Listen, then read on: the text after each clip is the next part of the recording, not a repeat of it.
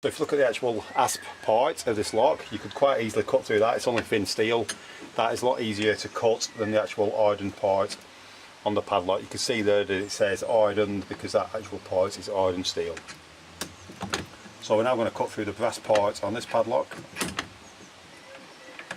Just need to get it in a comfortable position. Even though it's brass, it still is quite hard to cut through using these.